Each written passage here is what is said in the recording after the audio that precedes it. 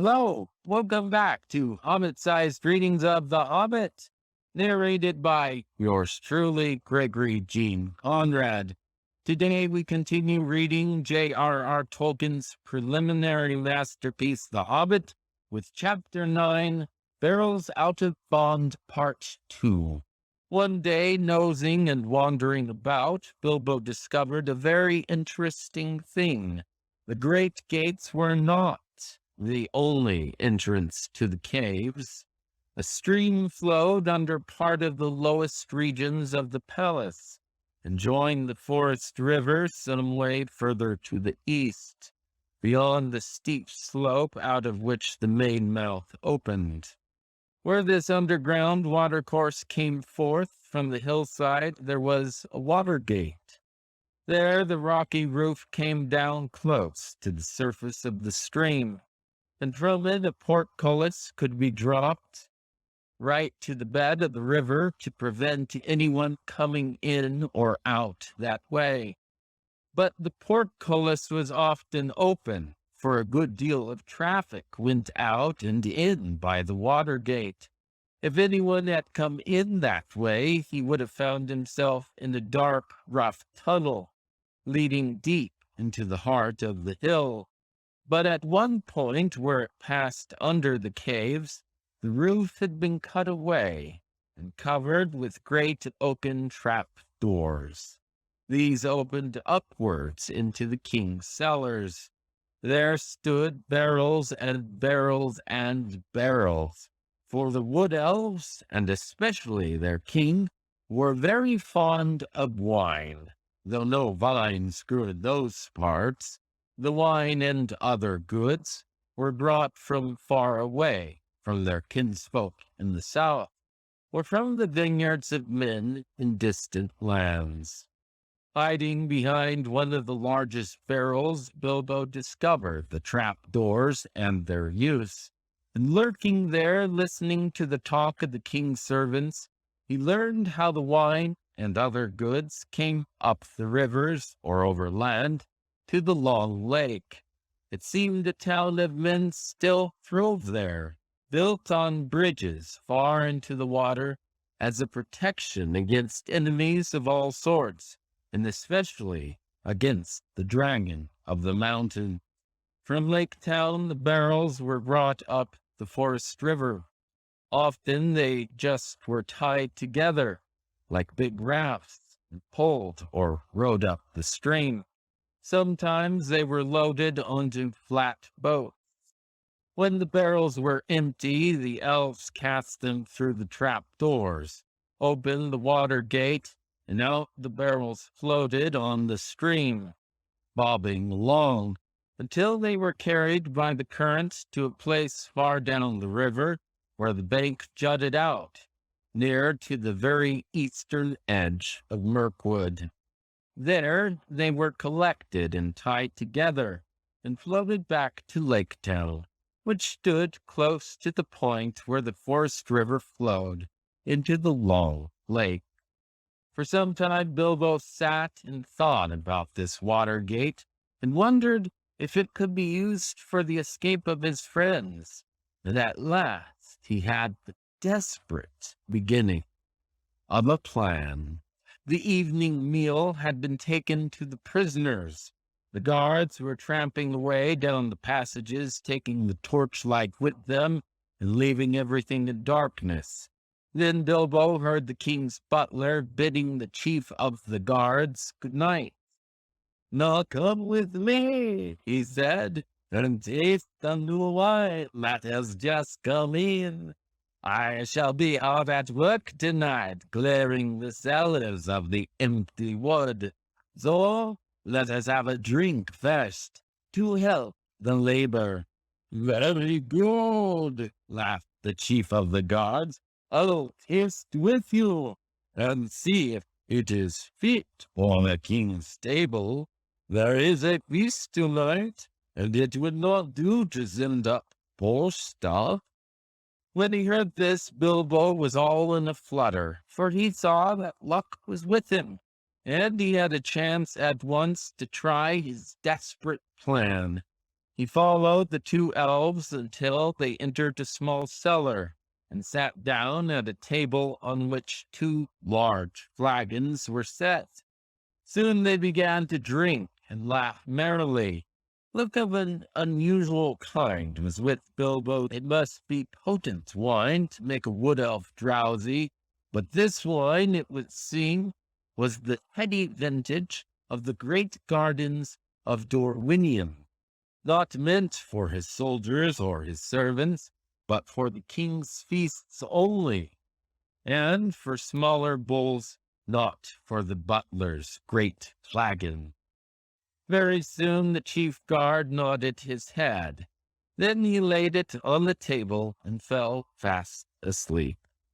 The butler went on talking and laughing to himself for a while, without seeming to notice, but soon his head, too, nodded to the table, and he fell asleep and snored beside his friend. Then in crept the hobbit. Very soon the chief guard had no keys, but Bilbo was trotting as fast as he could along the passages towards the cells. The great bunch seemed very heavy to his arms, and his heart was often in his mouth in spite of his ring, for he could not prevent the keys from making, every now and then, a loud clink and clank, which put him all in a tremble. First he unlocked Balin's door, and locked it again carefully as soon as the dwarf was outside. Balin was most surprised, as you can imagine, but glad as he was to get out of his wearisome little stone room. He wanted to stop and ask questions, and know what Bilbo was going to do, and all about it. "No time now," said the hobbit. "You just follow me. We must all keep together and not risk getting separated. All of us must escape or none, and this is our last chance. If this is found out, goodness knows where the king will put you next, with chains on your hands and feet too, I expect. Don't argue, there's a good fellow." Then off he went from door to door, until his following had grown to 12. None of them any too nimble, what with the dark and what with their long imprisonment. Bilbo's heart thumped every time one of them bumped into another, or grunted, or whispered in the dark. "Drat this nervous racket," he said to himself. But all went well, and they met no guards.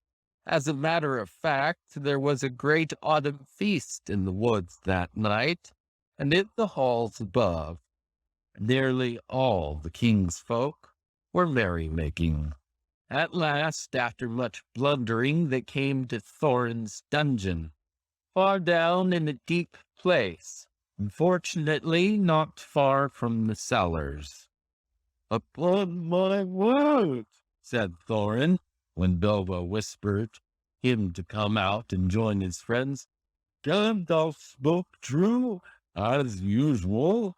A pretty fine burglar you make, it seems, when the time comes. I am sure we are all forever at your service, whatever happens after this.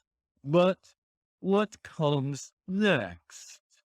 Bilbo saw that the time had come to explain his idea as far as he could, but he did not feel at all sure how the dwarfs would take it. His fears were quite justified, for they did not like it a bit, and started grumbling loudly in spite of their danger. "We shall all be bruised and battered to pieces and drowned too, for certain," they muttered. "We thought you had got some sensible notion when you managed to get hold of the keys. This is a mad idea." "Very well," said Bilbo, very downcast, also rather annoyed.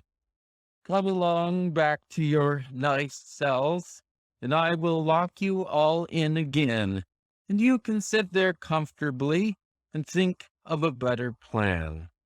But I don't suppose I shall ever get hold of the keys again. even if I feel inclined to try. That was too much for them, and they calmed down. In the end, of course, they had to do just what Bilbo suggested, because it was obviously impossible for them to try and find their way into the upper halls, or to fight their way out of gates that closed by magic. And it was no good grumbling in the passages until they were caught again.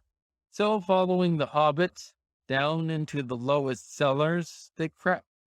They passed the door through which the chief guard and the butler could still be seen happily snoring with smiles upon their faces.